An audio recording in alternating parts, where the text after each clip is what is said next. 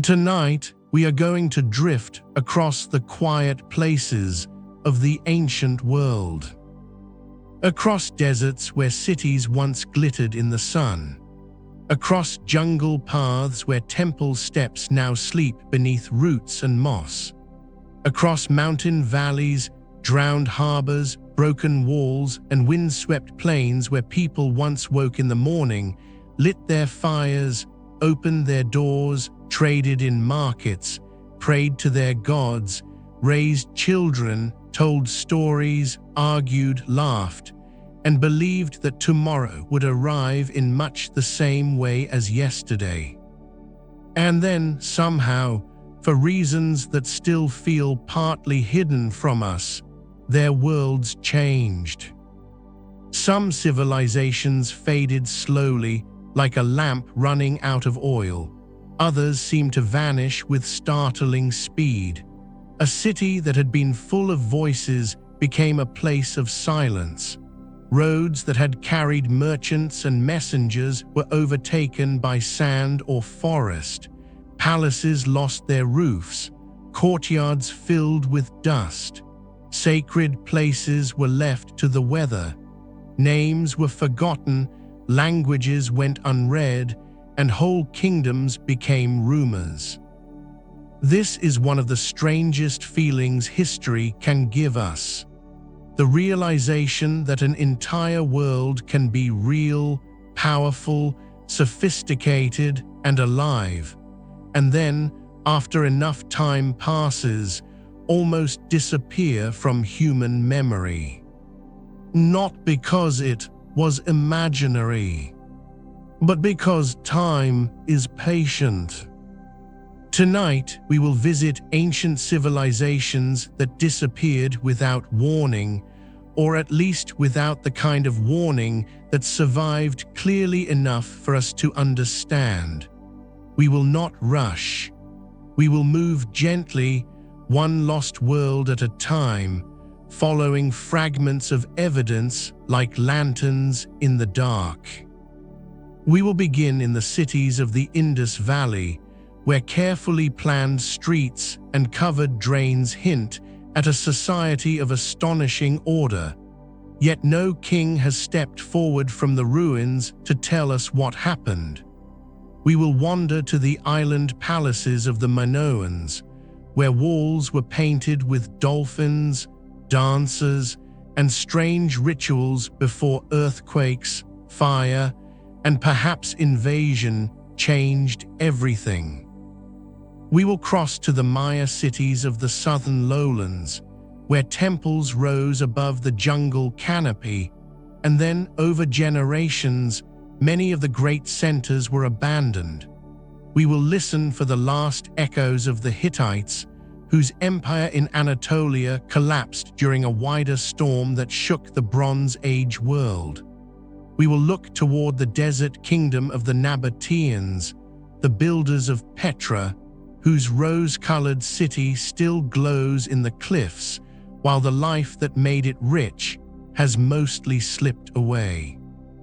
And then we will travel farther, to places where disappearance feels even more haunting.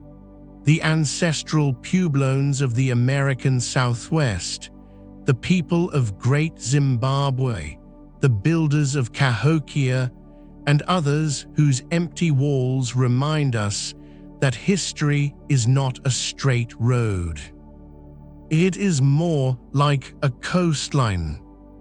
Sometimes the tide advances, sometimes it pulls away, and what remains on the sand can be beautiful, confusing, and strangely peaceful.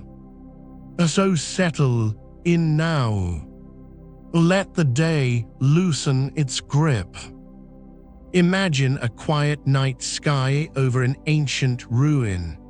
The stones still hold a little warmth from the sun.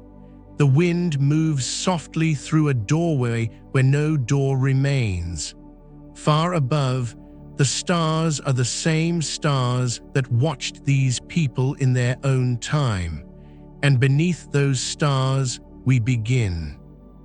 Our first stop is the Indus Valley, one of the great early civilizations of the world, though it often feels quieter in the imagination than Egypt or Mesopotamia. More than 4,000 years ago, along the floodplains of the Indus River and its tributaries, cities rose with a level of planning that still feels remarkably modern. Harappa, Mohenjo-Daro, Dholavira, Ganariwala, names we use now for places that were once alive with families, artisans, traders, farmers, and travelers. If you could walk through Mohenjo-Daro in its prime, perhaps around 2500 BCE, you might not see towering royal statues or huge monuments to a single divine king. Instead, you might notice the city itself. Straight streets, brick houses, wells, bathing rooms, drainage systems covered with carefully fitted slabs, neighborhoods arranged with intention, granaries, workshops, courtyards, and platforms, a great bath lined with brick and bitumen, suggesting ritual, community, or purification. Everywhere, a feeling of order. It was not a small world. The Indus civilization stretched over a vast area, larger in geographical extent than ancient Egypt or Mesopotamia at certain times. Its people traded with regions far away. Mesopotamian records mention a place called Meluha, which many scholars associate with the Indus world. Seals, beads, shells, metals, and other goods moved along routes of river, sea, and land. And yet, for all this sophistication, the Indus civilization keeps its deepest thoughts to itself. The people used a script, short markings impressed on seals and tablets. Animals appear on these seals: bulls, elephants, rhinoceroses, tigers, and a mysterious unicorn-like creature. But the script has not been deciphered. We do not know the names of their rulers if they had rulers in the way we imagine. We do not know what they called their cities. We do not know their myths in their own words. We cannot read their prayers, their business contracts, their poems, or their complaints. The silence is part of the mystery.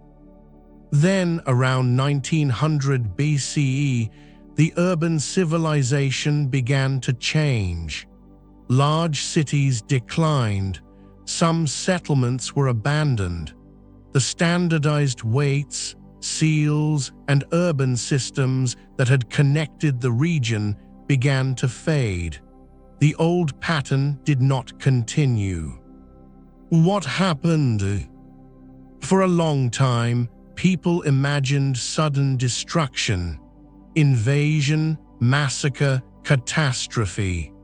Older theories pointed to invading groups sweeping in and bringing an abrupt end.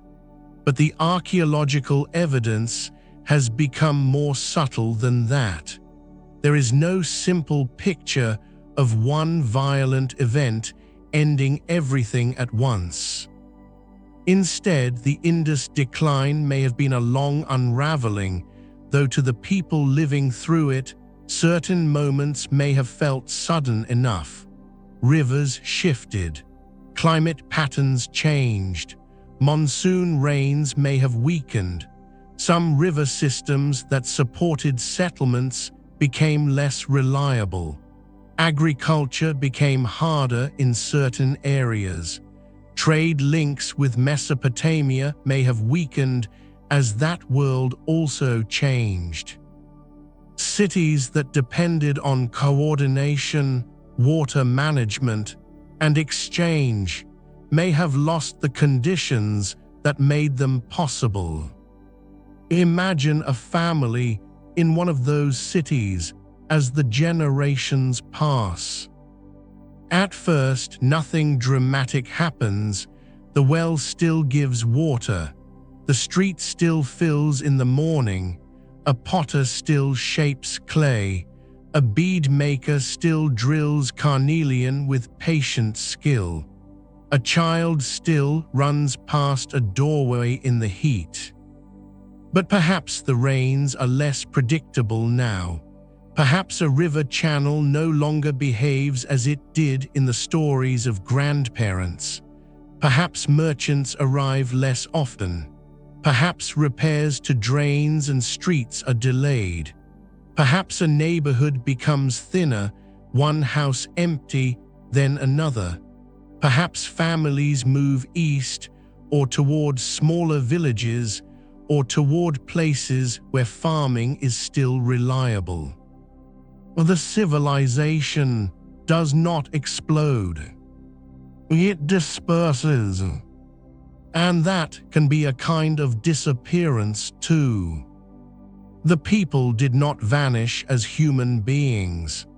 Their descendants continued, blended, adapted, and carried aspects of life into later cultures.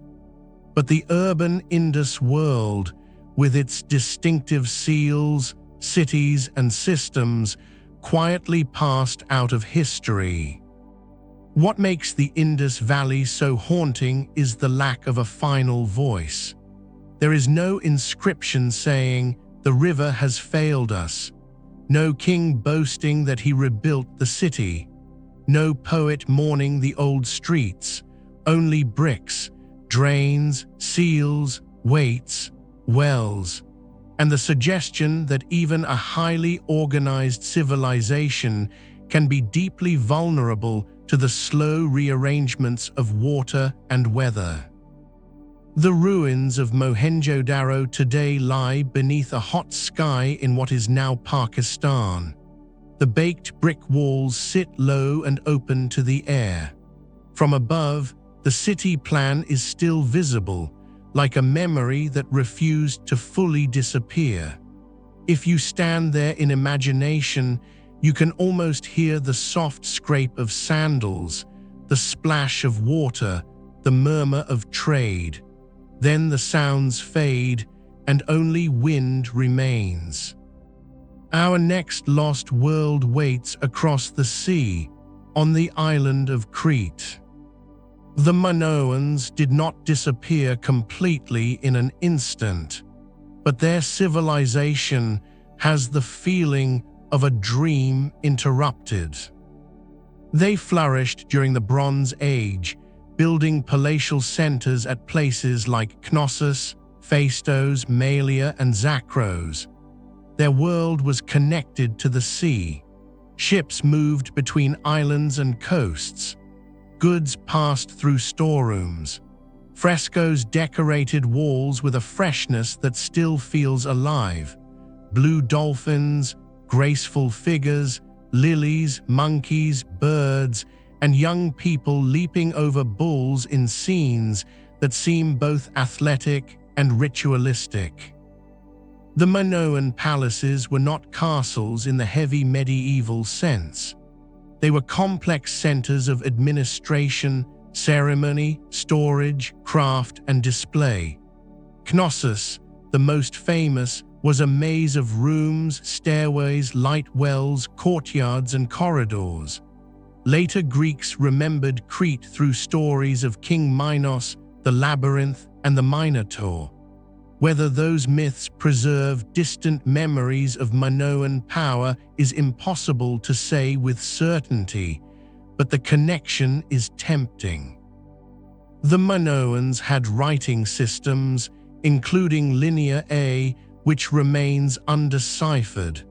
Like the Indus script, it keeps a curtain between us and their inner world.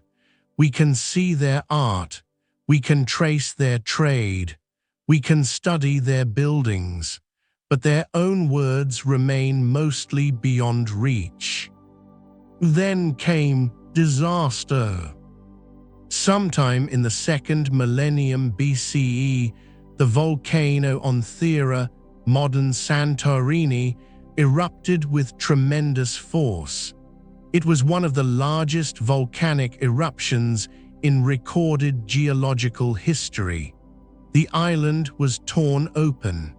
Ash rose into the sky. Tsunamis may have struck coastlines. The eruption surely affected the wider Aegean world. For a long time, people imagined this eruption as the sudden end of Minoan civilization, a single catastrophic blow. It is an unforgettable image, a peaceful island culture overwhelmed by fire, ash, and sea. But the truth, as often happens, is more complicated.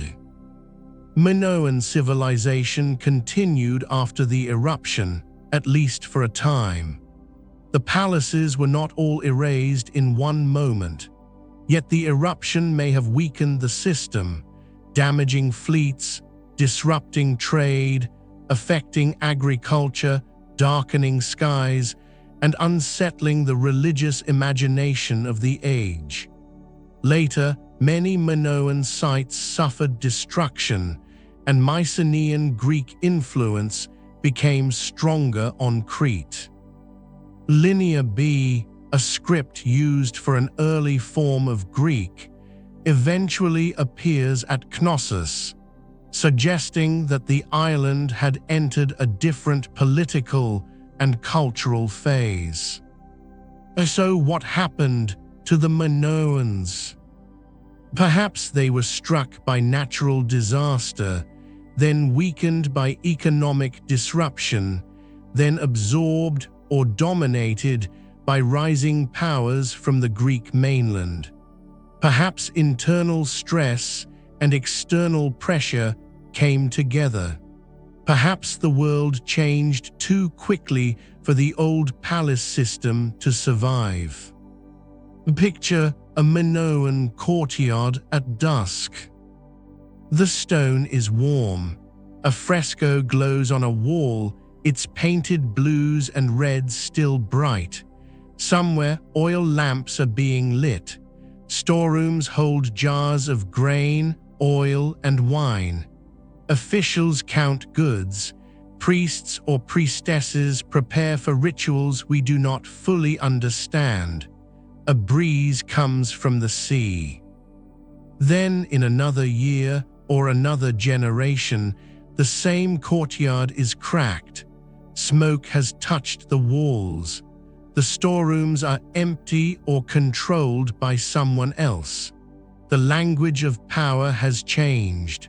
The old ceremonies may continue in altered form, or they may stop. The Minoans leave us beauty and uncertainty. Their disappearance is not the disappearance of a people into nothingness. Crete remained inhabited. Traditions survived, merged, transformed. But the distinctive Minoan civilization, with its palaces, art, and undeciphered script, lost its central shape. The sea roots still glittered, but the old dream had changed. There is something especially sleepy and strange about Minoan ruins at night. The palace at Knossos, partly reconstructed, is controversial in its modern appearance, but the idea of it remains powerful. Corridors like a labyrinth, red columns, painted creatures, and a sense that the past is just around the next corner, breathing softly, impossible to reach. Now we move to another part of the world, far from Crete, into the forests and limestone plains of Mesoamerica.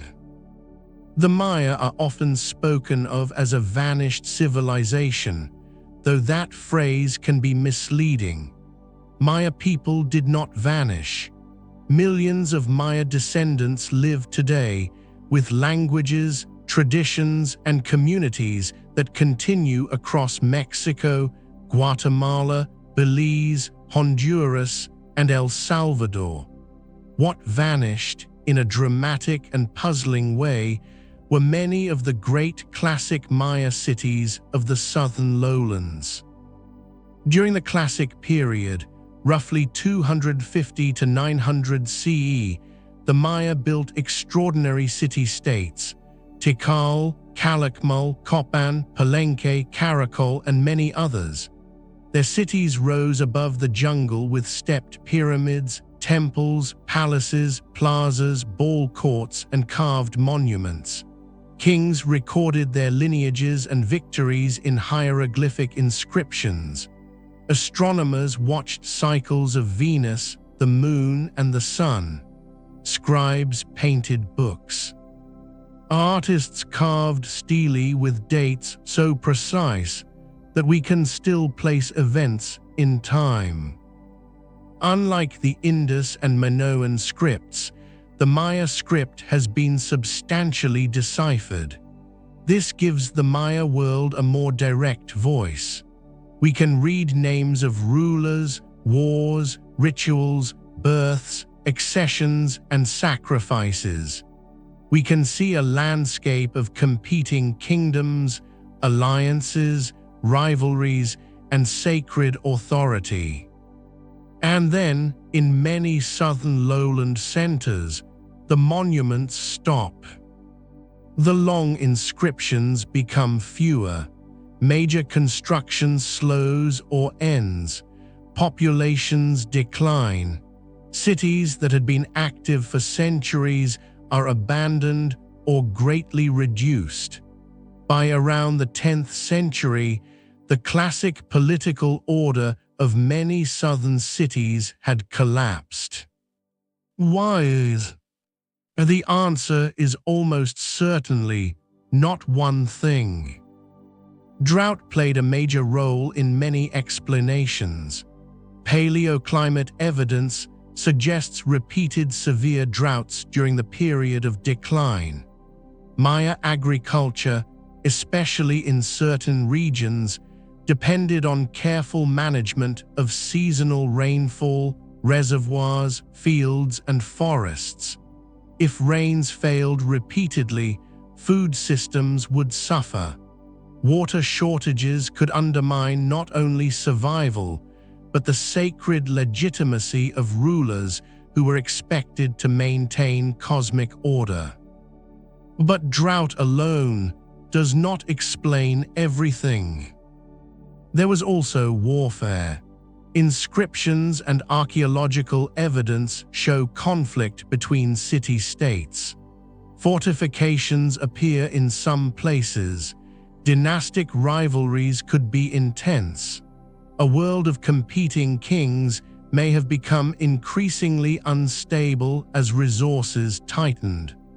Population pressure, soil exhaustion, deforestation, trade disruption, and political fragmentation may all have contributed. Imagine the collapse not as one sudden night, but as a series of anxious seasons.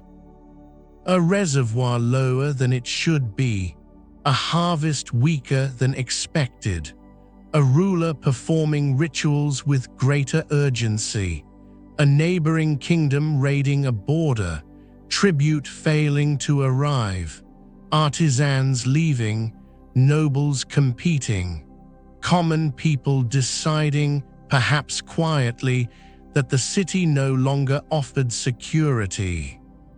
In the plaza, a monument is carved with a date and a royal image. It stands in the sun. Then no new monument follows.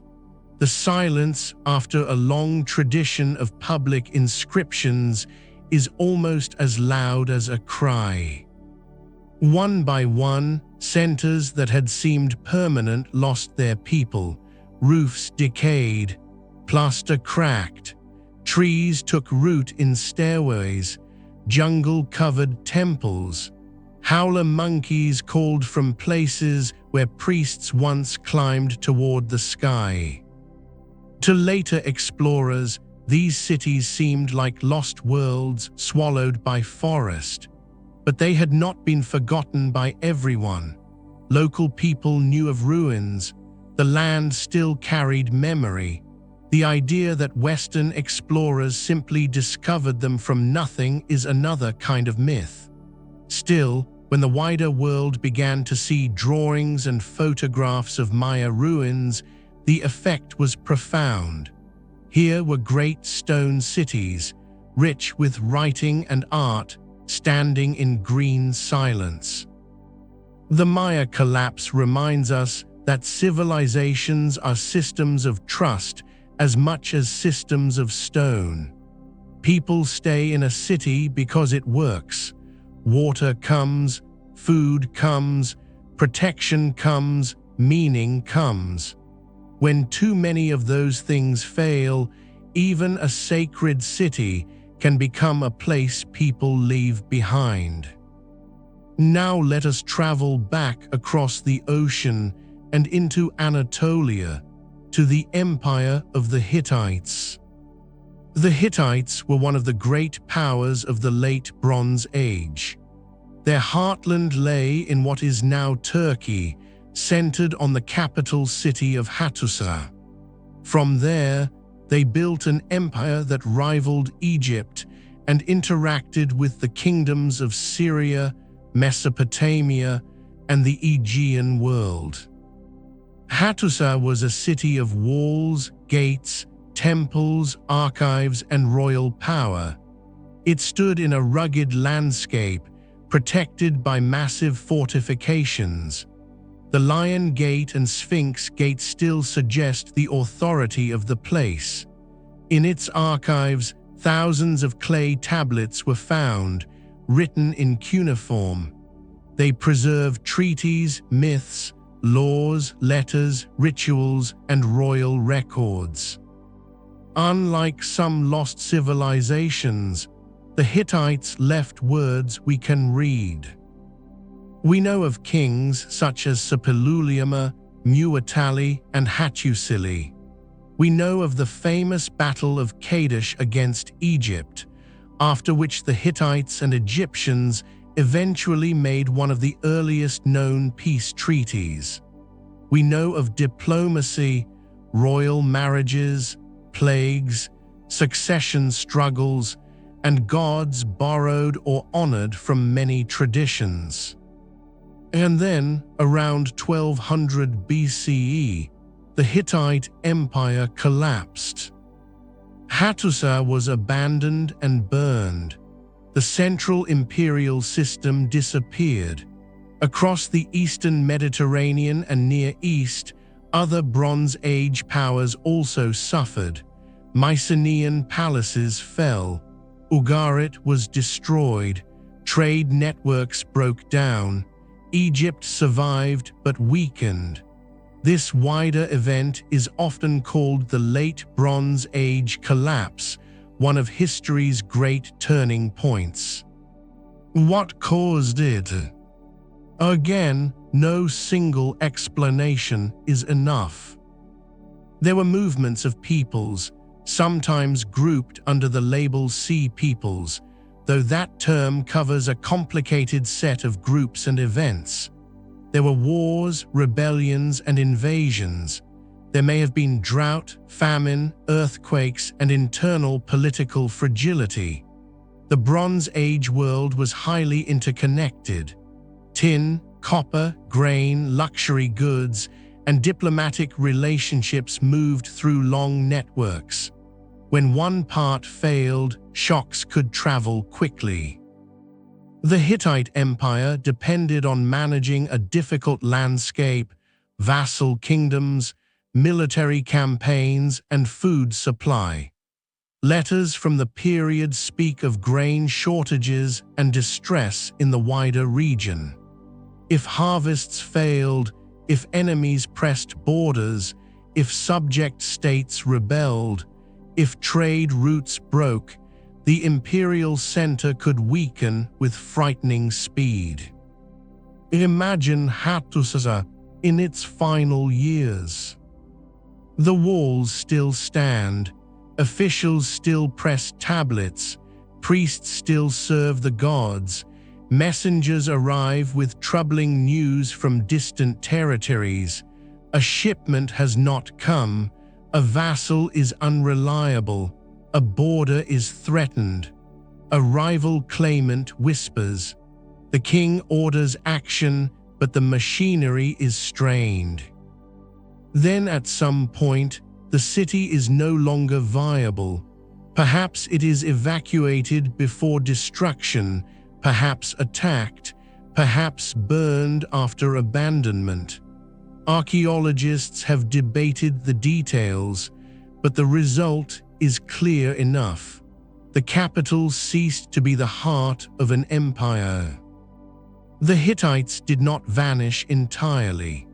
Successor states, often called Neo-Hittite kingdoms, continued in parts of Anatolia and Syria. Cultural elements survived, but the great Hittite imperial world disappeared from memory so thoroughly that for a long time their significance was barely understood. They were known in scattered references, including the Bible, but the empire itself had to be rediscovered through archaeology and decipherment. There is something quietly dramatic about an empire that once negotiated with Egypt becoming almost a footnote, then returning to history through clay tablets sleeping under ruins. Hattusa at night in the imagination is cold, high and stony. The gates are dark. The wind moves over the plateau. Somewhere below the earth, tablets wait patiently with the names of kings. From Hattusa, we turn south, toward a city carved from rose-colored cliffs. Petra is not entirely vanished. It still stands, magnificent, in what is now Jordan. But the civilization that made Petra a wealthy center of desert trade, the Nabateans, faded in a way that feels like a caravan disappearing beyond a ridge. The Nabateans were masters of arid landscapes.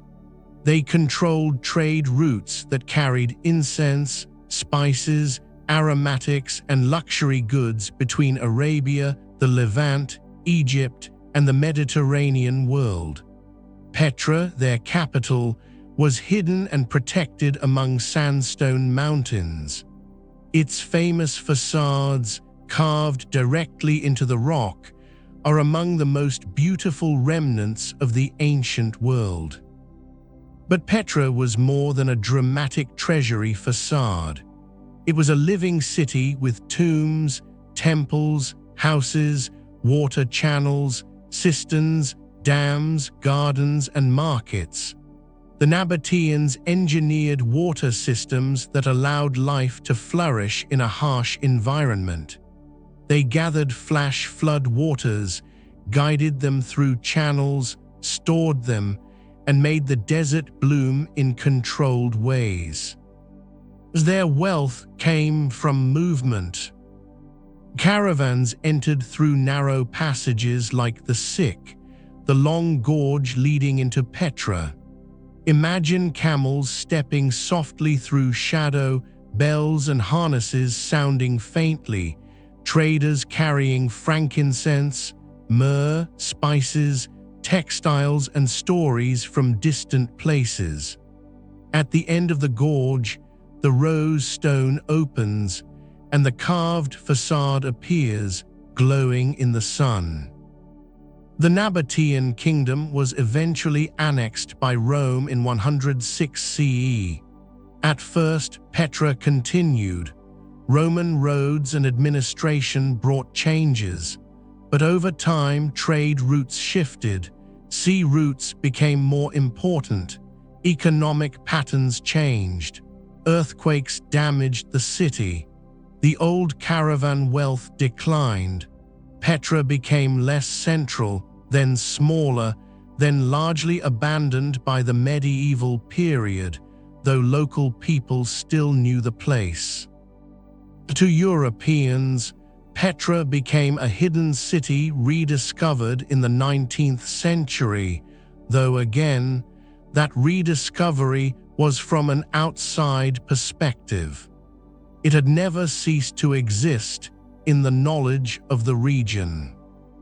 The Nabateans remind us that some civilizations depend on routes as much as places. A city can be rich because the world passes through it. Change the roads, change the trade, change the political order, and even a city carved into stone can lose its reason for being. Petra did not disappear under jungle or sea. It became quiet. The facades remained, looking like palaces, though many were tombs. The water channels dried or broke. The markets emptied. The caravans stopped coming in the old numbers. The cliffs kept their color, pink, red, gold, purple in evening light, and the city waited. Now let us cross to the American Southwest, where another disappearance has inspired both scholarship and speculation. The ancestral Puebloans, sometimes historically called the Anasazi, built remarkable settlements across the Four Corners region of the United States. Their descendants include modern Pueblo peoples, so it is important to understand that the people did not vanish. But certain major centers were abandoned in ways that have long puzzled observers. One of the most famous places is Chaco Canyon, in present-day New Mexico. Between roughly 850 and 1150 CE, Chaco became a major ceremonial, political, and economic center. Great houses such as Pueblo Bonito were constructed with extraordinary planning. Roads extended across the landscape. Kivas, plazas, rooms, and alignments suggest a complex world of ritual, astronomy, gathering, and authority. Pueblo Bonito alone contained hundreds of rooms. Its construction required timber brought from distant mountains, carefully cut and transporting across long distances. The effort implies organization, belief, and connection across a wide region. And then Chaco declined. By the late 12th century, the canyon was no longer the center it had been. Drought appears to have played a major role. Tree-ring evidence points to severe dry periods. Farming maize in the high desert required careful use of limited water. If rainfall patterns failed, life became increasingly difficult. Social tension, resource depletion, changing religious or political systems, and migration all likely contributed. Later, the cliff dwellings of Mesa Verde and other sites were also abandoned in the late 13th century. People moved south and east, joining or founding communities whose descendants continue today. To imagine abandonment here, picture not panic, but decision. A family looks at fields that no longer produce enough. Elders discuss old obligations and new dangers. Ceremonial centers that once drew people from far away no longer feel reliable. The walls are still there, the rooms still shaded, but the future has moved elsewhere. Leaving is not always failure. Sometimes leaving is survival. This is an important thought. Archaeological abandonment can look like disappearance from the outside, but for the people living it, it may be adaptation. They carry seeds, tools, stories, songs, memories, and sacred responsibilities. The stone rooms remain behind, but the culture continues in altered form. Chaco Canyon today is wide, dry, and quiet. At night, it has some of the darkest skies in North America. The stars are brilliant. It is easy to imagine ancient observers watching celestial cycles, marking time, and seeing order in the heavens even as the earth below became less predictable. Now we move to southern Africa, to the stone walls of Great Zimbabwe. Great Zimbabwe flourished between roughly the 11th and 15th centuries CE. It was the center of a powerful society involved in regional and long-distance trade. Gold, cattle, ivory, and other goods connected it to networks reaching toward the Swahili coast and the wider Indian Ocean world. The site is famous for its drystone architecture, walls built without mortar, fitted with skill and patience. The great enclosure, with its massive curving walls and conical tower, remains one of the most striking monuments in Africa. The hill complex rises nearby, suggesting power, ceremony, and elite residence. For a long time, outsiders refused to believe that Africans had built Great Zimbabwe, inventing false theories to credit foreigners. Those ideas were rooted in racism and have been thoroughly rejected. Great Zimbabwe was the achievement of African builders and rulers, part of the history of the Shona and related peoples. Why did it decline? Several explanations have been proposed. Environmental pressure may have played a role. Overgrazing, deforestation, and strain on local resources as the population grew. Trade routes may have shifted. Political power may have moved to other centers. The society did not vanish in the sense of ending entirely. Rather, its central place in the region changed. Still, the abandonment of such a monumental site is powerful to imagine. The stone walls remain, but the court is gone. The cattle herds move elsewhere. Traders seek different routes. Rulers establish power in new places. Grass grows in spaces once filled with ceremony. Birds perch on stones that once signaled authority. Great Zimbabwe teaches us that disappearance can be created by changed centers of gravity. A capital is not only stone. It is people, wealth, belief, roots, and recognition. When those move, the walls remain as a shell of former importance.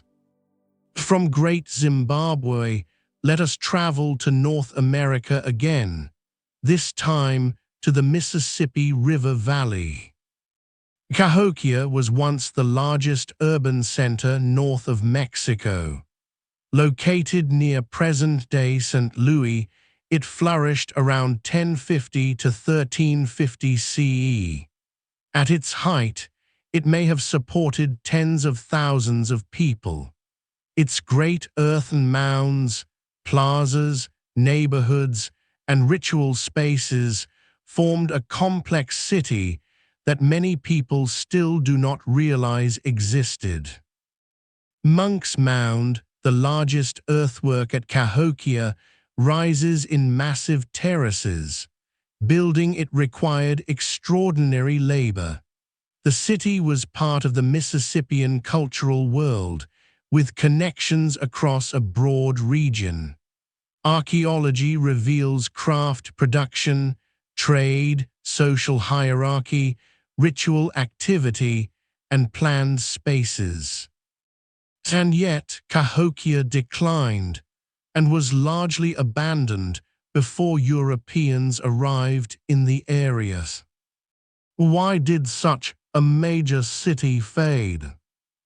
Theories include flooding, drought, resource depletion, political instability, disease, social conflict, and changing relationships with surrounding communities. Like many collapses, it was probably a combination. Large populations require food, wood, water, cooperation, and legitimacy. When environmental stress and social tension build together, cities can become fragile. Imagine Cahokia in the morning at its height. Smoke rises from houses, people cross plazas, leaders stand atop mounds, farmers bring maize, traders carry shells, stone, copper, and stories from far away. Ceremonies align human life with earth and sky. Then imagine the same place generations later. Fewer fires, empty spaces, mounds still rising but no longer commanding the same world. The river continues to move. Grass covers paths.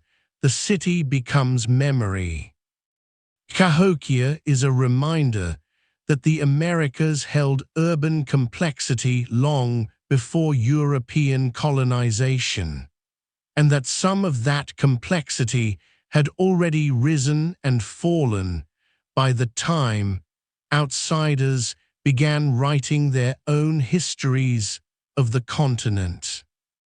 There is another ancient city in the Americas whose disappearance feels almost too large to comprehend, because in its time it was not a small settlement or a forgotten village, but one of the great cities of the world. Its name, as we know it, is Teotihuacan. The people who built it did not leave us a clear name for themselves. Teotihuacan is a later name used by the Aztecs, who came upon its ruins centuries after its height and regarded it as a sacred place, a place where the gods had acted, a place where the world itself had been shaped. That alone tells us something about the power of the ruins. Even to later civilizations, who had their own temples, kings, warriors, and gods, Teotihuacan felt ancient, mysterious, and immense. The city flourished in the Valley of Mexico, beginning before the Common Era and reaching its great height in the first half of the first millennium CE. At its peak, it may have held more than 100,000 people, perhaps far more. It was carefully planned, with long avenues, apartment compounds, temples, plazas, workshops, and pyramids. The Avenue of the Dead ran through the city like a ceremonial spine. The Pyramid of the Sun rose in massive silence. The Pyramid of the Moon watched from the northern end. The Temple of the Feathered Serpent was decorated with powerful carved forms, combining beauty, danger, and sacred authority. Imagine approaching the city at dawn. Mist lies low over the valley. The pyramid shapes emerge slowly, first as shadows, then as stone. People are already moving through the streets. Merchants carry obsidian blades, pottery, shells, feathers, textiles, and food. Smoke rises from household fires inside apartment compounds. Artisans work in neighborhoods known for particular crafts. Priests prepare rituals. Travelers from distant regions look up at the pyramids and understand, without anyone needing to say it, that this city is meant to impress the soul.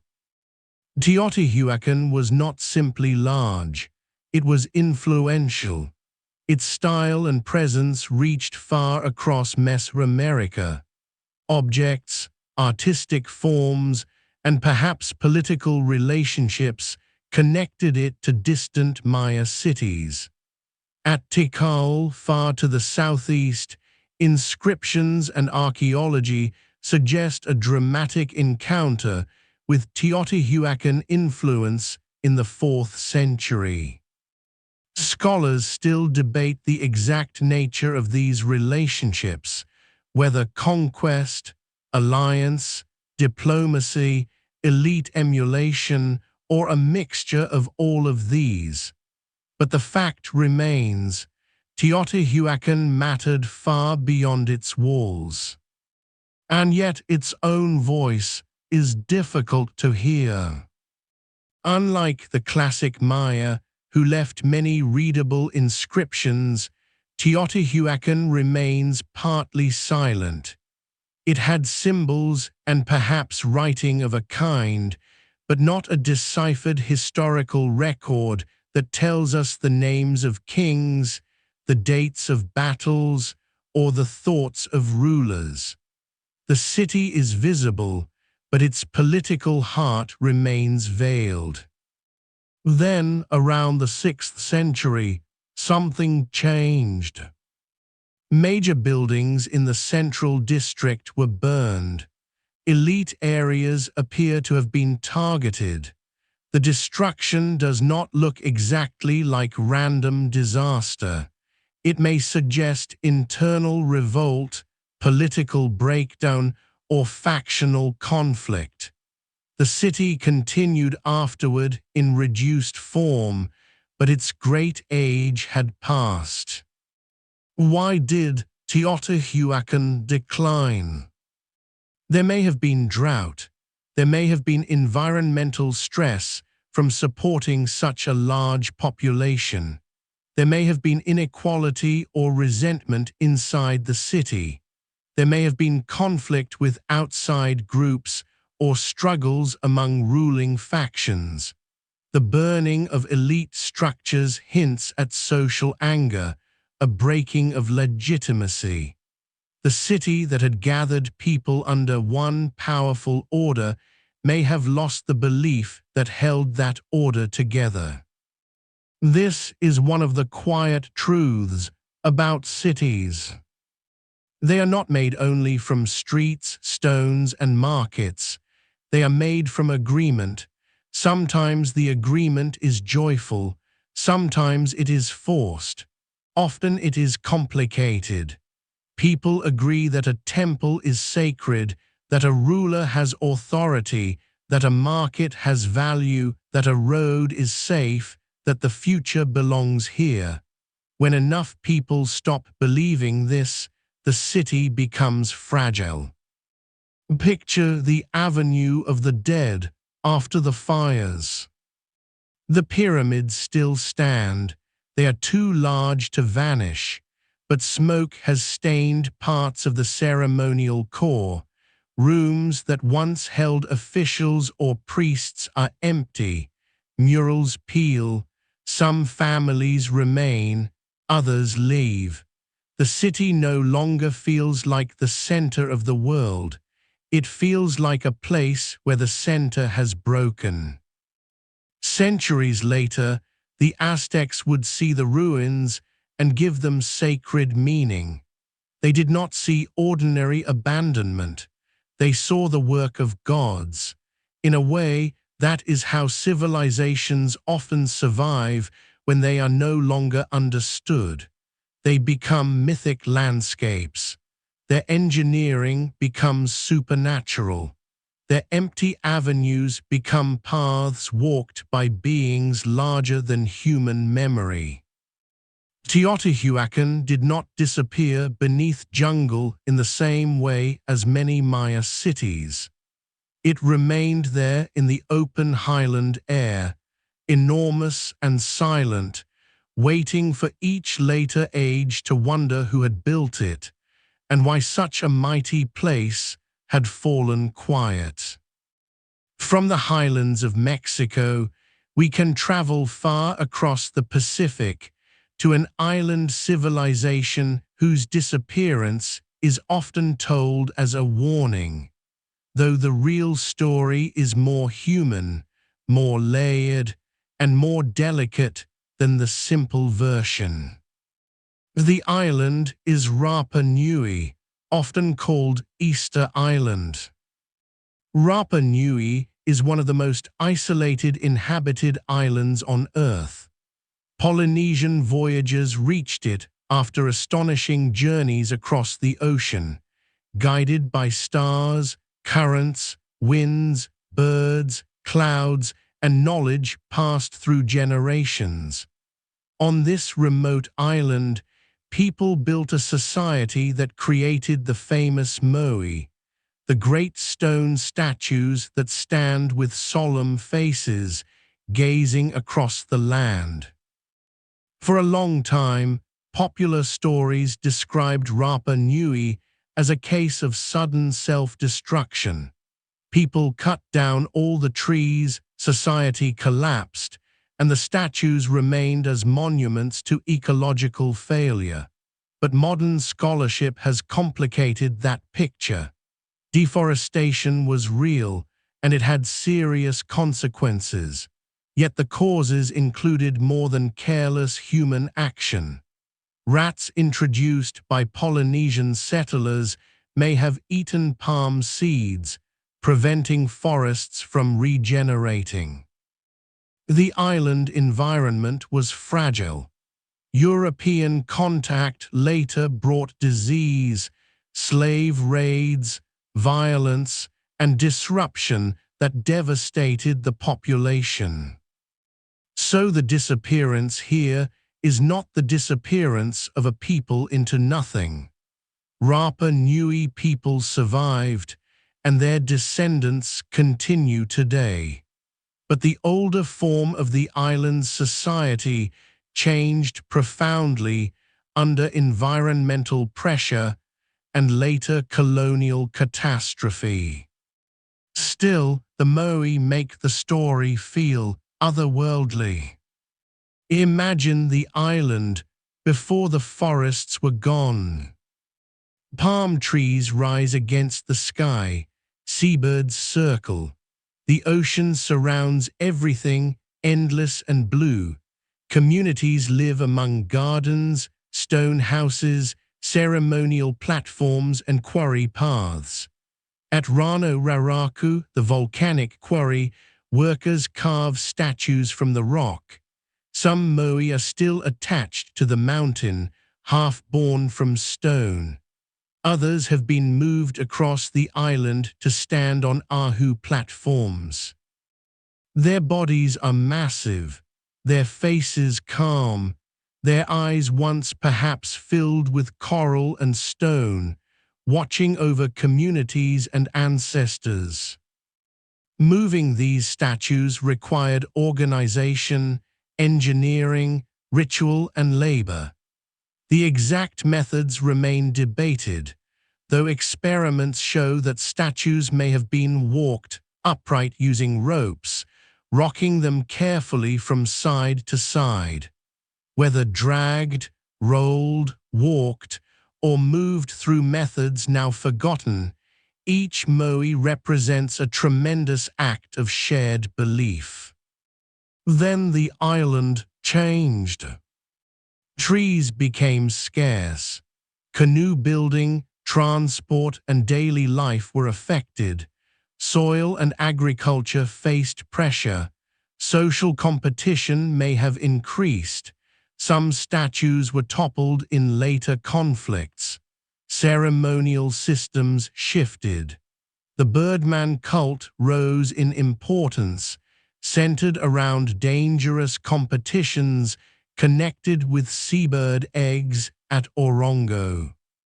If we imagine this change as one sudden collapse, we miss the lived reality.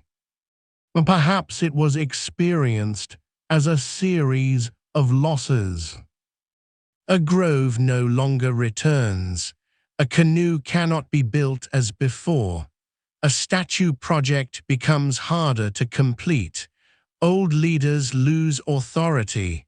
Rival groups compete over fewer resources. Rituals change because the old rituals no longer answer the needs of the time. People adapt, argue, mourn, and continue. Then outsiders arrive, bringing forces the island could not control. Rapa Nui reminds us that civilizations can be wounded in stages, first by environmental stress, then by social strain, then by contact with larger systems of exploitation and disease. It also reminds us to be careful with simple morality tales. The people of Rapa Nui were not foolish characters in a lesson. They were skilled navigators, builders, farmers, artists, and survivors living in one of the most isolated environments on the planet. At night, the Moai seem almost awake. Their faces are not expressive in an ordinary way, but they hold attention. Under stars, with the ocean sounding beyond the rocks, they feel like guardians of a memory too large for any simple explanation.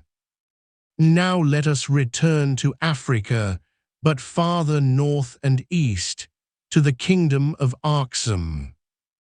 Aksum, or Axum, flourished in the highlands of what are now Ethiopia and Eritrea. For centuries, it was one of the great powers of the ancient world, connected to trade across the Red Sea, Arabia, the Nile Valley, and the Indian Ocean. It minted coins. It built monumental stelae, tall stone obelisks rising like markers between earth and sky. It adopted Christianity in the 4th century CE, becoming one of the earliest Christian kingdoms. The city of Aksum was a center of royal power, religion, and trade. Its rulers dealt with Rome, Byzantium, South Arabia, and regions beyond.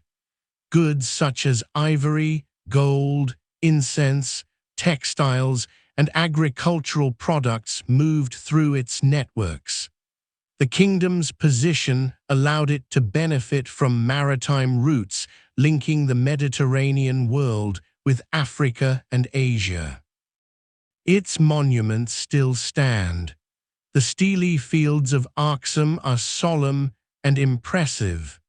Some stones are carved to resemble multi-story buildings, with false doors and windows cut into the rock. One massive stele fell and broke, a reminder that ambition can exceed even the strongest stone. But Aksum's power eventually declined. The reasons are complex. Trade routes shifted, especially with the rise of Islamic powers around the Red Sea and Indian Ocean. Environmental pressure may have affected agriculture. Soil erosion, deforestation, and changing rainfall patterns may have contributed. Political centers moved.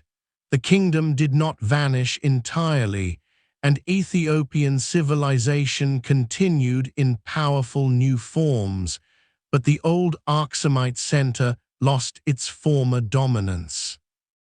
Imagine Aksum in its prime.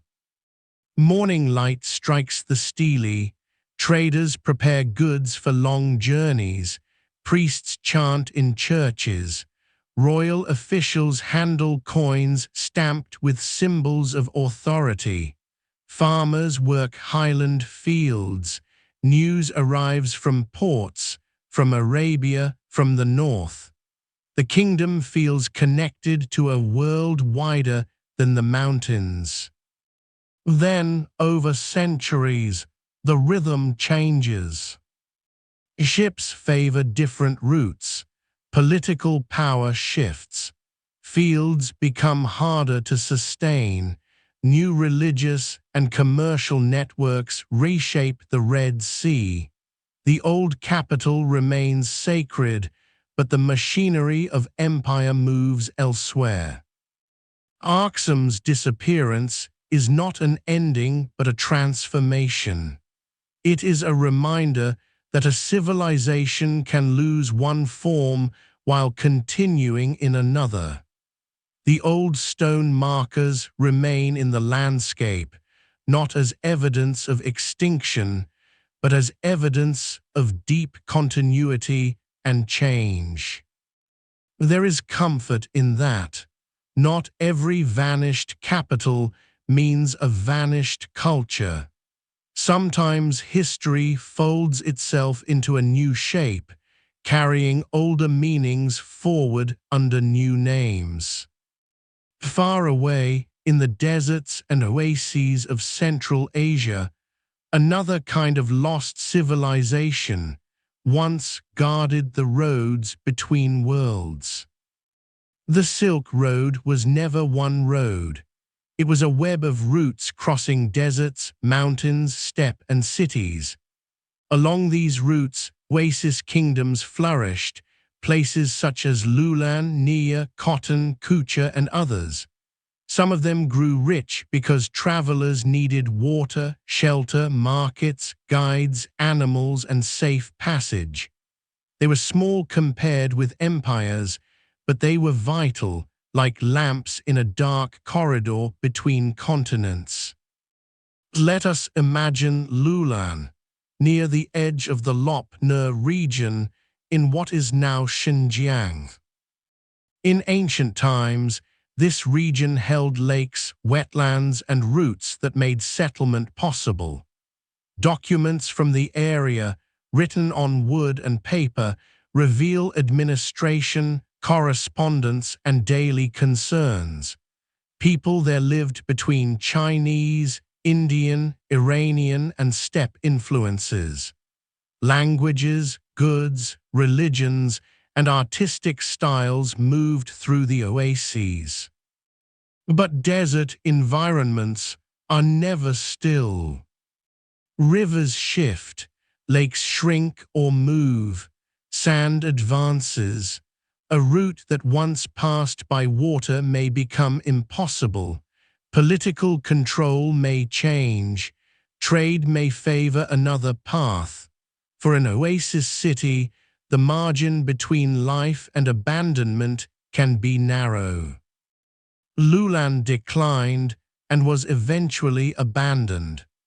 The reasons include environmental change, especially shifts in water systems, as well as changing trade and political conditions. When water moved away, the city could not simply command it to return. Imagine the last years of an oasis settlement. A traveler arrives and hears that the lake is lower. Reeds that once grew thick are thinning. Wells are less dependable. Officials still write records. Merchants still bargain. Children still play in courtyards. But the desert has begun to press closer. No trumpet announces the end. There is only sand in places where there used to be damp ground. A route becomes less popular. Families depart. A storehouse empties. A door is left open. The wind enters. Archaeologists later find preserved remains, documents, textiles, and wooden structures in the dry conditions. The desert, which helped destroy the city, also preserves it. That is one of the strange bargains of arid places. They erase life but protect traces. The lost oasis kingdoms show us that some civilizations disappear because the map itself changes. Not the drawn map, but the real map: water, pasture, route, safety, distance. When those change, the human world must change with them. In Southeast Asia, another vanished urban world lies among forests, reservoirs, and stone temples. Angkor, the heart of the Khmer Empire, was not a civilization that disappeared without leaving descendants. Cambodia continued. Khmer culture endured. But the great urban system around Angkor, with its vast waterworks and temple complexes, declined in a way that still fascinates historians. From the 9th to the 15th centuries, Angkor was one of the largest pre-industrial urban complexes in the world. Its temples are famous: Angkor Wat, Bayon, Ta Prohm, Pre Khan, and many others. But Angkor was not only temples. It was an enormous engineered landscape of canals, reservoirs, roads, rice fields, neighborhoods, and sacred geography. Water was central. The Khmer rulers shaped water on a monumental scale, building barrages, embankments, channels, and reservoirs. These systems supported agriculture and expressed cosmic order. Temples were mountains, reservoirs were oceans, kingship was tied to both earth and heaven. Imagine Angkor in the rainy season. Clouds gather over the forest, water fills channels, rice fields shimmer, temple towers rise from green land like stone lotus buds. Monks, workers, priests, officials, dancers, farmers, and traders move through a landscape that is both city and sacred map. For centuries, Angkor endured. Then pressures mounted. Climate evidence suggests periods of severe drought followed by intense monsoon rains. Such swings could damage water infrastructure. A system designed to manage seasonal water might struggle when extremes became too extreme: too little water for too long, then sudden floods tearing through channels. Political and religious changes also mattered. Theravada Buddhism became more influential, altering older patterns of divine kingship. Trade routes shifted. Pressure from neighboring powers, especially Ayutthaya, played a role. In 1431, Ayutthaya forces are traditionally said to have attacked Angkor, though the history is more complex than one event. Over time, the political center shifted south toward Phnom Penh and riverine trade. Angkor was not simply forgotten. Angkor Wat continued as a religious site, but the great urban system declined. The forest moved in. Tree roots wrapped around stones, reservoirs silted, channels broke, temples remained, some cared for, some swallowed. The city became less a capital than a sacred memory. Angkor's disappearance feels different from sudden destruction. It is the story of a vast machine of water and meaning becoming too difficult to maintain under changing conditions. It is also the story of adaptation, a kingdom reorienting itself toward new trade, new religion, new geography. At Ta Prohm, roots spill over walls like slow rivers of wood. The image is famous because it seems to show nature conquering stone, but perhaps the truth is gentler. Nature did not conquer Angkor in a single victory. It returned gradually, leaf by leaf, root by root, season by season, as human attention moved elsewhere. In the Mediterranean, long before many of these later cities, there was a small island world that suffered a sudden and violent interruption. On Cyprus and across the eastern Mediterranean, Bronze Age cities rose through copper trade, craft, and maritime exchange. Cyprus was especially important because bronze required copper, and copper from Cyprus helped supply the weapons, tools, and luxury systems of the age. Coastal cities became wealthy. Traders came and went. Palaces, workshops, sanctuaries, and ports connected the island to the wider world. Then the Bronze Age collapse shook the region. Some Cypriot cities were destroyed or abandoned, others transformed. New people arrived, trade patterns changed. The old palace-centered and international systems lost stability. The island did not vanish, of course. It continued to be inhabited and important. But the Bronze Age order that had made it central changed dramatically. Why include Cyprus in a story of vanished civilizations? Because it helps us understand that disappearance often occurs at the level of systems. A civilization is not always a single people or a single capital. Sometimes it is a network of habits, how metals move, how elites display power, how scribes write, how ships travel, how alliances are maintained. When the network fails, many places change at once. A bronze sword is a simple object in the hand, but behind it lies a world. Copper from one region, tin from another.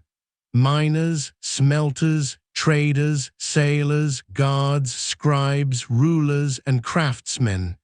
If one link breaks, the object becomes harder to make. If many links break, the age itself changes. So imagine a Cypriot harbor at twilight. Ships are pulled near the shore. Copper ingots shaped like ox hides are stacked for trade. Pottery dries. A scribe counts goods. Sailors speak of storms, pirates, and distant cities burning. The harbor has always been a place of movement, but now movement carries uncertainty. Some ships do not return. Some buyers cannot pay. Some routes are dangerous. The sea that once connected the world now brings fear. This is how an age ends, not everywhere at once, but everywhere enough. Now let us visit a civilization that vanished into the sands of the Sahara's edge, leaving behind images that seem to come from another climate, another planet almost. In the central Sahara, particularly in regions such as Tassili Enaja, ancient rock art shows a world very different from today's desert. There are images of cattle, hunters, swimmers, wild animals, and human figures. Thousands of years ago, during the African humid period, parts of the Sahara were greener, with lakes, rivers, grasslands, and abundant life. People lived in landscapes that could support herding, hunting, fishing, and movement. This was not one single civilization with a capital and kings in the usual sense, but it was a broad world of human culture adapted to a Sahara that no longer exists. Then the climate changed. Over millennia, the monsoon patterns shifted. The Sahara became drier, lakes shrank, Grasslands retreated. People moved toward the Nile Valley, the Sahel, oases, and other regions. Ways of life that had been possible in the Green Sahara disappeared as the desert expanded. This kind of disappearance is older and slower than the fall of a city. It is the disappearance of an environment, and therefore of a human world built within it. Imagine a lake shore in the Sahara 8,000 years ago. The air is cooler than we expect. Reeds grow by the water. Cattle move in the distance. People paint images on rock walls, not knowing that one day those images will be surrounded by desert. Children hear frogs, birds, and insects. The night is full of stars reflected in water. Then, across generations, the waterline retreats. Grandparents remember places that are now dry. Herds must travel farther. Camps move. Old paths become dangerous. The sky gives less rain. The land changes its language. No army destroys this world. No palace burns. The climate simply closes a door. The rock art remains as a message from the vanished Green Sahara. It tells us that disappearance can happen not only to human institutions, but to whole landscapes of possibility. A place that is desert now may once have held lakes and herds. A place that seems empty may be full of old human presence. This thought can be strangely soothing at night. The world has worn many faces. The one we know is only one chapter. Across Europe, there is another vanished world, much older than Rome, Greece, or the medieval kingdoms that later shaped the continent. In the Danube region and the Balkans, Neolithic and Copper Age cultures built large settlements, made remarkable pottery and figurines, worked copper, and developed complex social worlds. One of these is often associated with the Cucuteni Tripilia culture, which flourished between roughly 4800 and 3000 BCE in parts of modern Ukraine, Moldova, and Romania. Some Tripilia settlements were enormous for their time, containing hundreds or even thousands of houses arranged in planned layouts. These were not cities in the later sense, but they were large, organized communities. Their pottery was beautifully painted with spirals, curves, and geometric designs. Their houses were sometimes intentionally burned, perhaps as part of a ritual cycle of rebuilding, though interpretations vary. These communities existed for centuries, then declined and transformed. Why? Environmental pressure, changes in farming, population growth, social stress, climate shifts, and interactions with steppe peoples may all have played roles. As with many prehistoric cultures, we have no written explanation. We see settlement patterns change. We see material culture shift. We see old forms replaced by new ones. Imagine one of these large settlements at evening. Houses curve around open spaces. Smoke rises from hearths. Painted pots sit near doorways. People tend animals, grind grain, repair walls, shape clay, and tell stories we cannot recover. The settlement is large enough that walking across it takes time. It feels permanent because it is what everyone knows. Then generations pass. The cycle changes. Perhaps fields are tired. Perhaps social tensions grow. Perhaps new groups arrive with different animals, different mobility, different forms of power. Perhaps the old settlements are too large to sustain.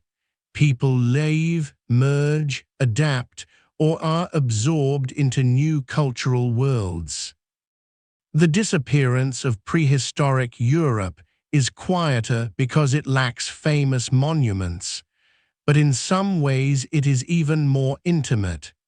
These were household worlds: ovens, pots, floors, figurines, seeds, bones, post holes. Their disappearance is the disappearance of everyday patterns repeated for centuries. History often celebrates kings because kings leave monuments. But most civilization is made by people carrying water, cooking food, repairing roofs, teaching children, and remembering when to plant. When their worlds vanish, they vanish softly, leaving fragments in the soil. Now we return once more to the idea of suddenness. Sometimes a civilization disappears because a volcano erupts, a city burns, or an army arrives. But often, disappearance is only sudden when viewed from far away. From a distance of centuries, 100 years can look like a moment. A slow crisis becomes a clean line in a textbook. We say the city was abandoned around this date, the empire collapsed around that date, the culture disappeared by then. But no one lives in and around. A people live in mornings. They live in meals, repairs, debts, ceremonies, arguments, lullabies, worries, and small hopes. They do not experience collapse as a neat label. They experience it as a well that is lower than last year, a market that feels thinner, a road that is less safe, a festival with fewer visitors, a tax that is harder to pay, a ruler who seems less blessed, a field that gives less grain, a neighbor who leaves. And sometimes they experience it as resilience.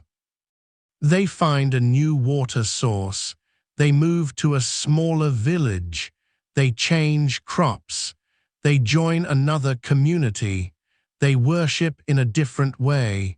They carry the old stories forward even when the old city is left behind. This is why the phrase "vanished civilization" should always be spoken gently. The stones may be abandoned, but people often continue. The capital may fall, but descendants live. The script may be unread, but hands still shape pots. The temple may close, but memory changes form. Disappearance is not always death. Sometimes it is migration. Sometimes it is adaptation. Sometimes it is transformation so complete that later people fail to recognize the old world inside the new one. Let us think again of the civilizations we have visited. The Indus cities declined, but people remained across South Asia, carrying forward ways of farming, crafting, trading, and living that did not require the old urban system to survive unchanged. The Minoans lost their palace culture, but Crete remained inhabited, and parts of Aegean life continued in new forms under Mycenaean and later Greek worlds. The Maya southern lowland city-states collapsed, but Maya peoples endured and still endure. The Hittite Empire fell, but successor kingdoms carried elements of its culture for centuries. Petra declined, but the region lived on, and the Nabateans were not erased from history so much as absorbed into larger Roman and later worlds. The ancestral Pueblones left Chaco and Mesa Verde, but their descendants remain in Pueblo communities today. Great Zimbabwe declined, but Shona history continued. Cahokia was abandoned, but Mississippian cultures and native peoples did not disappear. Teotihuacan fell silent, but its memory shaped later sacred geography. Rapa Nui suffered transformation and devastation, but its people survived. Aksum lost one form of power, but Ethiopian civilization continued with remarkable depths. Angkor's urban system declined, but Cambodia did not vanish. This matters because mystery should not erase humanity. It is easy to make lost civilizations feel like puzzles, as if their only purpose is to entertain us with questions. But they were not puzzles to themselves. They were homes. Every ruin was once practical. Every famous monument once had maintenance problems. Every sacred road was also walked by tired feet. Every palace needed food deliveries. Every temple had someone sweeping floors. Every ancient city, no matter how mysterious now, was once ordinary to the people who lived there. That ordinariness is beautiful.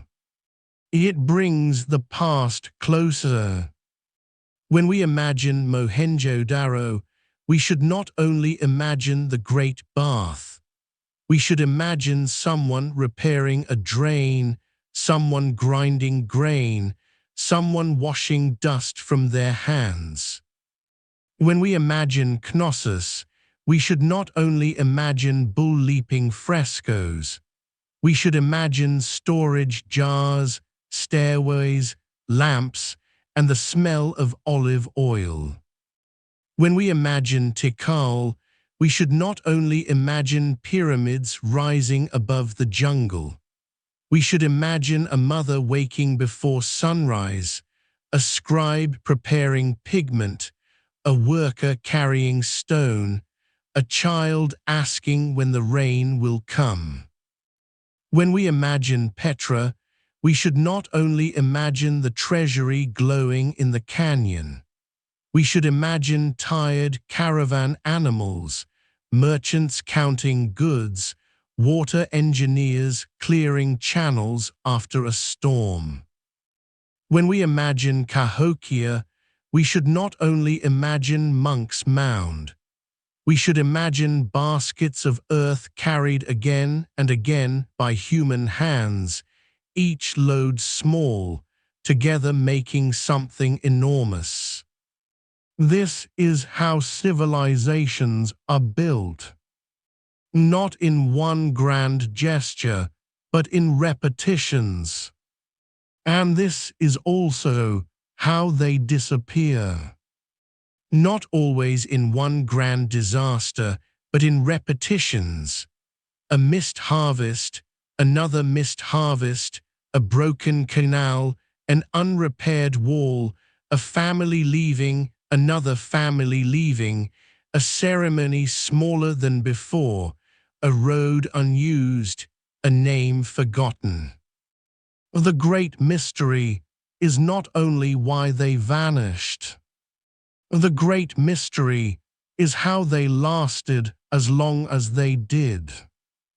How did people coordinate such effort without the tools we consider necessary? How did they move stones, manage water, chart stars, organize labor, preserve stories, teach children, remember borders, heal wounds, and rebuild after storms? How did they keep faith in the future long enough to raise pyramids, carve cliffs, build mounds, paint caves, write tablets, and plan streets? Every civilization is an act of imagination. It begins with the belief that tomorrow is worth preparing for. A farmer plants because the future may feed a child. A builder lays brick because the wall may outlast the season. A scribe writes because someone may need the record later. A priest watches the sky because patterns may bring order. A ruler commands because power wants continuity. A parent teaches because knowledge must cross the fragile bridge between generations. And then history, with its weather, rivers, ambitions, accidents, and silences, tests that imagination. Sometimes the world holds. Sometimes it does not. But even when it does not, the attempt remains. Let us spend a little longer with the feeling of those attempts. In the Indus Valley, imagine a brickmaker shaping clay with practiced hands. The brick has a standard proportion, part of a system used across distant cities. The brickmaker may not think of empire or civilization. He thinks of clay, water, drying time, firing, delivery. Yet his brick becomes part of a house, a drain, a platform, a city. Thousands of such ordinary acts become an urban world. In Minoan Crete, imagine a painter dipping a brush into blue pigment. Perhaps the wall is damp with fresh plaster. The hand must move quickly before the surface dries. A dolphin takes shape, a curve of water, a figure in motion. The painter does not know that thousands of years later, strangers will look at the image and feel the freshness of a lost sea. In a Maya city, imagine a stonemason carving glyphs. Each sign matters. Names, dates, titles, victories, rituals. The stone is hard, the work slow. The inscription is meant to make power permanent. Yet the forest will one day cover it, and future scholars will spend lifetimes learning to hear its voice again. In Hattusa, imagine a clay tablet set aside on a shelf. It may be a treaty, a ritual instruction, a letter, a complaint, an inventory. To its writer, it is one document among many. To us, it is a doorway. In Petra, imagine a worker clearing a water channel after a flood. The channel is not as famous as the carved facades, but without water, the facades are only stone. Civilizations survive through maintenance, and maintenance rarely becomes legend. In Chaco Canyon, imagine people carrying timber from distant mountains. Each beam is heavy, the journey is long. The building that receives it may stand for generations. Why do they do it? Obligation, belief, politics, community, ritual, necessity, probably all of these. Human effort is rarely simple. In Great Zimbabwe, imagine a builder choosing stones for a wall. No mortar. Each stone must sit with others. The curve grows slowly. The wall becomes both structure and symbol, It says power is here, skill is here, a center is here. In Cahokia, imagine Earth carried in baskets. One basket is nothing. 10,000 baskets become a mound. 100,000 become a sacred landscape. This is the mathematics of collective labor, small burdens, repeated until they reshape the horizon. If we listen carefully, these vanished civilizations are not silent.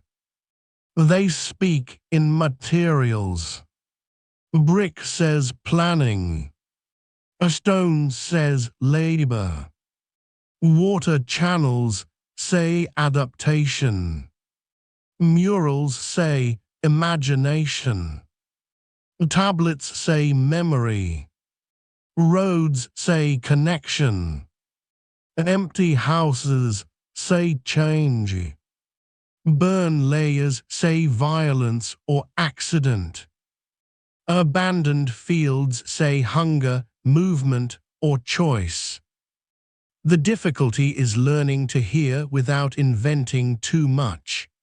A ruin invites stories, and the human mind loves to fill gaps. That is why lost civilizations are often surrounded by myths.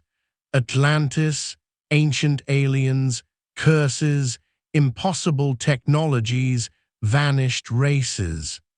These stories can be entertaining, but they often hide the more extraordinary truth. The real truth is that humans, with human hands and human minds, built these worlds. They did not need magic to be remarkable. They were remarkable already. And their disappearance does not require fantasy to be mysterious. Climate, trade, politics, disease, conflict, belief, and environment are mysterious enough when they combine across generations. Think of a river changing course. At first, it is a small difference. A bank erodes, a channel silts, a flood cuts a new path, farmers adjust. Then another flood comes. A settlement that depended on one pattern of water must adapt to another. If it cannot, people leave. Centuries later, archaeologists stand in dry land and ask why a city was built there. The answer is that the land was once different. Think of a trade route shifting. A harbor is busy because ships stop there. Then a safer route opens. A new empire taxes differently. A technology changes travel. A political border closes. Merchants choose another path. The old city does not become useless overnight, but each season fewer goods arrive. Wealth thins. Specialists leave. Buildings are not repaired. The city's importance drains away like water through sand. Think of a belief system losing authority. A ruler claims divine favor. For many years, harvests are good enough, enemies are held back, rituals proceed, and the claim feels true. Then drought comes, war comes, disease comes. The ruler performs the rituals, but the rain does not fall. People begin to doubt. Doubt changes behavior. Behavior changes politics. Politics changes survival. Collapse can begin inside the imagination before it appears in ruins. When people no longer believe a system can protect them, they start making other plans. And those other plans may be wise. Leaving a city can be an act of intelligence. We often view abandonment as tragedy because we love ruins. But for the people who left, Survival may have meant choosing movement over loyalty to stone. A house is precious, but a child is more precious. A temple is sacred, but water is necessary. A capital is impressive, but food must be found. So tonight, as we think of vanished civilizations, let us not imagine only doom. Let us imagine decision. A family packs pottery, tools, seeds, and woven cloth. They take what they can carry. They leave behind a roof beam too heavy to move, a grinding stone, a wall painting, a courtyard where grandparents once sat. They may expect to return, or perhaps they know they will not. The road ahead is uncertain, but staying is more uncertain. But behind them, the city remains. At first, neighbors still live there, then fewer, then only occasional visitors, then animals, then wind, then roots, then sand, then silence. One day, no one remembers the family name. But the doorway remains, and that is something. The doorway says they were here.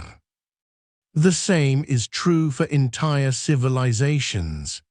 Even when their names fade, their doorways remain in some form. A mound, a canal, a road, a shard, a tablet, a carved face, a seed preserved in ash, a bone flute, a shell bead far from the sea. Archaeology is the art of listening to these doorways. It does not bring the past back completely, nothing can, but it lets us stand for a moment at the threshold. Perhaps that is why these stories are so fitting for a quiet night. They slow us down. They ask us to notice what remains after noise has ended. They invite us to imagine people without demanding that we solve them. They remind us that mystery can be gentle. The lost city does not shout. It waits. And in waiting, it allows us to breathe more slowly. There are still a few more quiet places we can visit before the journey begins to close. One of them lies in the deserts and valleys of the American Southwest, not far in spirit from Chaco, but with a different feeling, the world of the Hohokam. The Hohokam lived in what is now Arizona, especially in the river valleys of the Salt and Gila.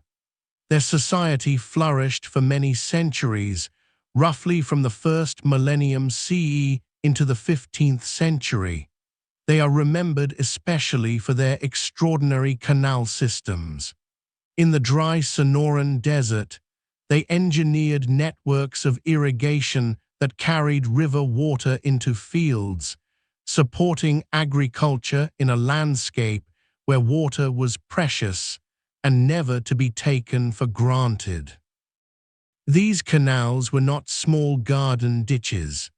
Some were large, long, and carefully planned, requiring cooperation, maintenance, and knowledge of slope, flow, soil, and season. The Hohokam grew maize, beans, squash, cotton, and other crops. They built villages, ball courts, platform mounds, and craft traditions, including beautiful red-on-buff pottery and shell jewelry traded from the Gulf of California. Imagine the desert at sunrise. The air is cool for a little while. Mountains stand purple in the distance. A canal glimmers softly, carrying water through earth banks shaped by generations of work. Farmers move early before the heat grows strong. In a village, Smoke rises from cooking fires. Someone polishes shell. Someone repairs a canal bank. Someone watches the river with the serious attention of a person whose entire world depends on water arriving when it should. Then, over time, the Hohokam world changed. By the 15th century, many major settlements had been abandoned or transformed. Scholars have suggested several possible causes: prolonged drought, floods that damaged canal systems, salinization of irrigated fields, social tensions, disease, conflict, and changes in trade or ritual life.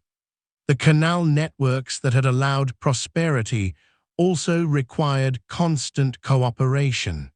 When climate extremes or social strain made maintenance difficult, the system could become vulnerable. There is something important here. Irrigation creates abundance, but it also creates dependence. A village that relies on canals must keep them clear, repair them after floods, negotiate water rights, organize labor, and trust that upstream and downstream communities will follow shared rules. Water is not only a resource, it is a relationship. If that relationship breaks, the fields suffer. Perhaps one year the flood is too strong and tears through canal walls. Perhaps another year the river is low. Perhaps disputes grow between communities. Perhaps fields become less productive after long use. Perhaps young families decide to leave for places where life seems less uncertain. The Hohokam did not simply vanish in a magical or total sense. Their descendants are connected to modern Awadam and other native communities, but the old settlement patterns and canal-based urban world changed dramatically. When we look at ancient canals in the desert, we are looking at a vanished conversation between people and water. The channels are dry now in many places, but their lines remain like handwriting across the land. Another vanished world waits in the far north, in Greenland, where Norse settlers once built farms at the edge of the known European world. The Norse settlements in Greenland began around the late 10th century, associated with the voyages of Eric the Red and others. For several centuries, Norse communities lived in the eastern and western settlements, raising livestock, hunting seals and caribou, building churches, trading walrus ivory, and maintaining ties, however fragile, with Iceland and Norway. This was not an ancient civilization on the scale of Egypt or the Maya, but it was a small colonial society that disappeared so completely from its settlements that later visitors found ruins, not living communities. Imagine a Greenland farm in summer. The grass is brief but precious. Sheep and cattle graze. A church bell may sound across cold air. People cut hay with urgency, knowing winter is always approaching. Turf walls hold warmth. Boats are maintained carefully. The sea brings both food and danger. Farther north and west, Inuit communities live with deep Arctic knowledge, adapted to the environment in ways the Norse did not fully adopt. For generations, the Norse endured, but then pressures increased. The climate cooled during the period often called the Little Ice Age. Sea ice made travel and trade more difficult. Hay production became less reliable. European demand for walrus ivory declined as elephant ivory became more available. Isolation increased. Social choices may have mattered too. The Norse maintained a European farming identity in a landscape where marine adaptation was crucial. Relations with Inuit peoples are debated and complex, but contact certainly existed. The Western settlement disappeared first, perhaps by the 14th century. The Eastern settlement lasted longer, but by the 15th century, it too was gone. The final Norse Greenlanders left no clear written farewell. There is no last diary saying, "The ships no longer come, the hay is failing, the winter is too long." Instead, archaeology gives us bones, church ruins, farmsteads, tools, and evidence of changing diet and hardship. We see a society at the edge of its ecological and economic limits. The Greenland story is haunting because of its loneliness.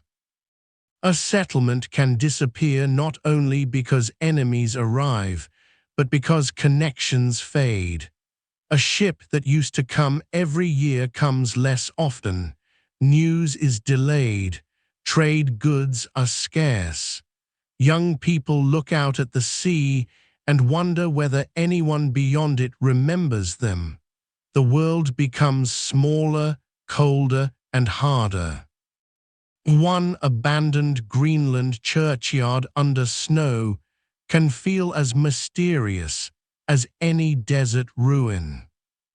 Now let us travel to the Indian Ocean, to a city-state world that did not vanish all at once, but whose older rhythms were transformed by trade, conquest, and shifting power. Along the Swahili coast of East Africa, medieval cities such as Kilwa, Mombasa, Malindi, Pate, and others flourished through Indian Ocean commerce. They were built by African societies deeply connected with Arabia, Persia, India, and beyond. Their people spoke Swahili, practiced Islam, built coral stone houses and mosques, and traded gold, ivory, iron, timber, and enslaved people, while importing ceramics, glass, cloth, and luxury goods. Kilwa Kisiwani, off the coast of present-day Tanzania, became especially wealthy. Its ruins include the Great Mosque, palaces, houses, and tombs. Coins minted at Kilwa testify to its political identity and trade power. To stand among its ruins in imagination is to hear the ocean everywhere. The Swahili city-states did not disappear as a culture. Swahili civilization continues, but certain cities declined from their earlier prominence as trade patterns shifted and Portuguese power entered the Indian Ocean in the late 15th and 16th centuries. Violence, competition, changing routes, and new imperial pressures altered the coastal world. Imagine Kilwa at its height. Dhows move across the water with lateen sails. Merchants speak in shaded courtyards. The mosque is cool inside. Imported Chinese porcelain sits in elite homes. Coral stone walls glow pale under tropical light. The sea is not a barrier, it is the road. Then new ships appear with different weapons, different ambitions, and different forms of control. Trade becomes more dangerous. Some cities resist, some negotiate, some decline. Power moves along the coast. The old balance changes. Kilaue's ruins show another kind of disappearance, not the end of a people, but the end of a golden arrangement. For a time, geography, trade, culture, and political skill aligned. Then the ocean world changed. The sea that had brought wealth now brought disruption. This is why coastal civilizations often feel especially fragile. They are open to everything: goods, ideas, faiths, technologies, storms, strangers, and conquest. Their strength is openness. Their vulnerability is openness too. There is also a vanished civilization hidden beneath later layers of Roman memory: the Etruscans. Before Rome dominated Italy, the Etruscans flourished in Etruria, in what is now Tuscany, northern Lazio, and parts of Umbria. They built cities, traded widely, worked metal, created rich tomb paintings, and influenced early Rome in religion, symbols of authority, engineering, and urban life. Some Roman kings were said to be Etruscan. The fasces, certain rituals of divination, temple forms, and elite customs all show Etruscan influence. The Etruscans had writing, and we can read many inscriptions phonetically because they used an alphabet related to Greek. But the language is only partially understood, and most surviving texts are short. We know names, formulas, funerary phrases, and some religious terms, but not a broad literature that lets us fully enter their minds. Their tombs, however, speak visually. In places like Tarquinia, painted tombs show banquets, dances, musicians, animals, games, and mythological scenes. The dead are honored with images of life. There is a warmth in some Etruscan art, a sense of movement, appetite, and ceremony. Over centuries, Rome expanded. Etruscan cities were conquered, absorbed, Latinized. Their political independence ended. Their language gradually disappeared. Their gods and rituals blended into Roman religion. By the time Rome became the great empire of the Mediterranean, much of Etruscan identity had been folded into the Roman world it helped shape. This is one of the most common forms of disappearance: absorption by a more powerful neighbor. No single day marks the end of being Etruscan. Instead, language use changes. Elite families adopt Roman names. Local institutions are reorganized. Children learn Latin. Old rituals survive in altered form. Tombs are still visited, but the world around them speaks differently. Imagine an Etruscan city in the evening, before Rome fully absorbs it. Metalworkers finish their labor. Priests watch the flight of birds, reading divine messages in the sky. Families gather for a banquet. Musicians play. Beyond the city, Rome is rising, road by road, treaty by treaty, war by war. The Etruscans did not vanish into emptiness. They became part of Rome, but because Rome grew so large, it cast a shadow backward, making it harder to see the peoples it absorbed.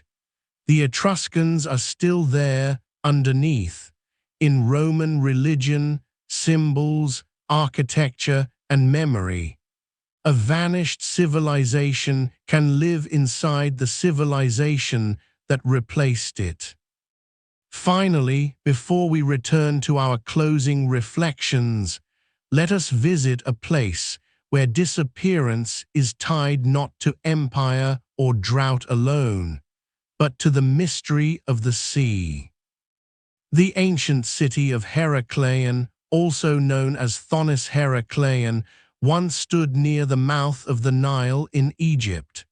For centuries, it was a major port, a gateway between Egypt and the Mediterranean. Greek merchants came there. Egyptian officials managed trade and customs. Temples stood near waterways. Ships passed through channels carrying goods, people, and news. Today, Heracleion lies underwater in Abu Qir Bay. For a long time, it was known mostly through ancient texts and scattered references. Then underwater archaeology revealed statues, inscriptions, temple remains, anchors, coins, ritual objects, and the sunken layout of a city that had slipped beneath the sea. Why did it sink? The region was vulnerable to a combination of factors: rising sea levels, land subsidence, earthquakes, and soil liquefaction. The waterlogged ground of the Nile Delta could fail under stress, causing buildings to collapse and parts of the city to sink. Over time, the sea claimed it. Imagine Heracleion in its final centuries. The harbor is busy, priests move through temple courts, ships from the Greek world dock beside Egyptian vessels, scribes record cargo, sailors pray for safe passage. The city smells of salt, mud, incense, fish, rope, and grain. Then the ground itself becomes uncertain. Perhaps after tremors, walls crack. Some areas flood more often. Foundations weaken. Streets that were once dry become marshy. People repair what they can. But the delta is alive, shifting, sinking, receiving the river and the sea. Eventually, the city is lost beneath water. Heracleion is a reminder that even stone cannot always hold against the slow movement of earth and sea. Underwater ruins have a dreamlike quality. Columns lie on the seabed. Statues rest among fish. Inscriptions are read by divers instead of priests. The city did not burn into ash or crumble into desert. It descended into blue-green silence. Of all vanished places, sunken cities feel closest to sleep. The water covers them like a blanket. Sounds are muffled. Light moves slowly. The past rests below the surface, visible only when someone descends carefully, carrying a lamp into the dimness. Now, as we move through these vanished worlds, a pattern begins to appear. Very few civilizations disappear for one reason. It is rarely just drought, rarely just invasion, rarely just trade, rarely just bad rulers. More often, collapse is a braid. Climate stress weakens harvests. Weak harvests create political strain. Political strain leads to conflict. Conflict disrupts trade. Trade disruption reduces wealth. Reduced wealth weakens authority. Weakened authority makes it harder to respond to the next crisis. People lose confidence. They move. The system thins. A place once called eternal becomes optional. This is why the phrase "without warning" is both true and not true. There are always signs, perhaps, dry wells, failed crops, quarrels among elites, fewer traders, more raids, cracks in walls, rituals performed with increasing urgency. But people living inside history do not always know which signs are temporary and which signs are the beginning of the end. When you are inside a civilization, the future is not labeled. It simply arrives, one day at a time. The people of the Indus Valley could not know that archaeologists 4,000 years later would call their urban decline a mystery. The Maya kings carving monuments may not have imagined a future when vines covered their plazas. Hittite scribes pressing tablets into clay may not have known that their empire would become a rediscovered name. Nabatean traders entering Petra may not have sensed that the roots enriching them would one day shift away. This is what makes these stories so strangely calming as well as haunting. They remind us that change is older than we are. Every age believes itself solid. Every city believes its morning sounds will continue. Every marketplace feels real. Every wall seems permanent when it is new. But time moves through everything, not always cruelly, not always kindly, simply steadily. And yet, disappearance is not the same as meaninglessness. The Indus people left systems of urban planning that still astonish us. The Minoans left art that feels full of motion and sea air. The Maya left inscriptions, mathematics, calendars, and living descendants. The Hittites left treaties and tablets. The Nabateans left Petra glowing in stone. The ancestral Puebloans left architecture, roads, and descendants whose cultures continue. Great Zimbabwe left walls that speak of African power and artistry. Cahokia left mounds that reshape our understanding of ancient North America. Nothing human lasts unchanged, but many things echo. As this journey slows, imagine all these places beneath one night sky. Mohenjo-Daro under the stars, its baked bricks cooling after the day. Knossos with moonlight on painted walls. Tikal rising above a dark green sea of forest. Hattusa quiet on its plateau. Petra glowing faintly in rose stone. Chaco Canyon open to a river of stars. Great Zimbabwe silvered by moonlight. Cahokia's mounds resting beside the Mississippi. Different continents, different languages, different gods, different foods, songs, fears, and hopes, but all of them human, all of them made by people who believed in their own present. Perhaps that is the deepest lesson of vanished civilizations.